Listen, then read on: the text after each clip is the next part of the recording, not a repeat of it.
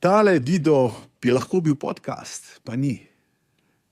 Govoril bom o strahovih, o načinu vodenja, o podjetništvu, predvsem za male in srednje velike podjetnike. Moje ime je Robert Andoljšek in to, kar govorim, za tem stojim. Tako kot sem zapisal v zadnji knjigi, izkušnje so ključ. Spoznati, da mogoče napredek podjetja ne gre ustrezno, pravilno, dobro naprej zaradi mene, ni spoznanje šibkosti, ampak je začetek voditeljstva. Pred leti sem sodeloval s podjetnikom, spremenil bom ime, rečemo mu kar Marko, ki je bil zelo self-made, zelo je trdo delo, brez dopusta, odrekanja, dolge noči, neprespane noči, na ta način je ustvaril podjetje. In seveda, ko je podjetje preraslo številko 40 zaposlenih, so se začeli izzivi. Marko je prišel v proizvodnjo in če je kdo naredil neko napako, je kričal. Sam premikal palete. Če je nekdo predlagal izboljšavo, ga je takoj zavrnil. Dejansko je imel ta pogled, če hočeš, da je nekaj narejeno dobro, naredi sam. Zato so tudi dobri ljudje odhajali iz podjetja. In dejansko so ostali samo tisti, ki so imeli strah pred zamenjavo službe. Marko je potreboval kar nekaj poguma, da me je poklical. Na mizi je imel kakšno odpoved, na določenih poslovnih funkcijah več ni imel človeka, ki bi obvladal ta del posla.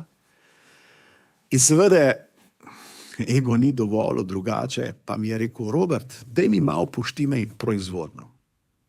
Gledal sem ga in sem rekel: Marko, ljudje v proizvodnja niso problem. Ti si problem. Takrat je nastala ena tišina, gledala so se, v njemu sem videl strah, strah pred izgubo kontrole, strah pred tem, da ni dovolj dober.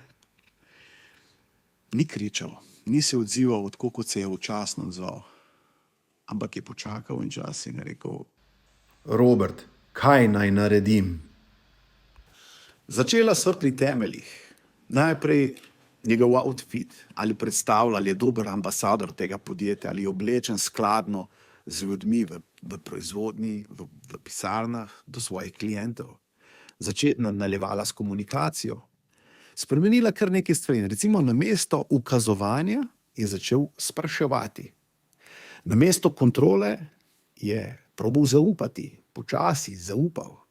In namesto strahu je sprejel odgovornost. Dal je sodelavcem prostor in naredil to prvo delegiranje. Zelo počasi, ampak je ugotovil, da se dogaja čudež. Leto kasneje je podjetje resnično prevzelo še eno podjetje, torej postali so še večji. Jaz mislim, da so danes eden največjih proizvajalcev v Evropi na svojem področju. Ne zaradi cene, ne zaradi produkta. V prvi vrsti zaradi spremembe kulture, obnašanja, načina. Ego nikoli ne zmaga v podjetništvu. Ego samo zaklepa vrata do dobrih priložnosti in dobrih ljudi. Generacija, ki tolerira napade, izkoriščanje mogoče na nek način, izginja. Nova generacija želi delati zato, ker ima smisel.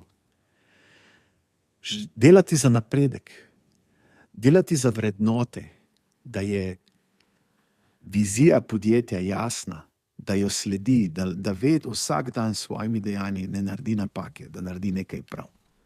Zato pravim, če želiš spremeniti nekaj, začni spreminjati pri sebi. Lažje je najeti nekoga, ki bo razlagal o korporativnem načinu vodenja, o AI ali podobno, ker to manj boli. Najbolj boli takrat, ko treba spremembo narediti pri sebi.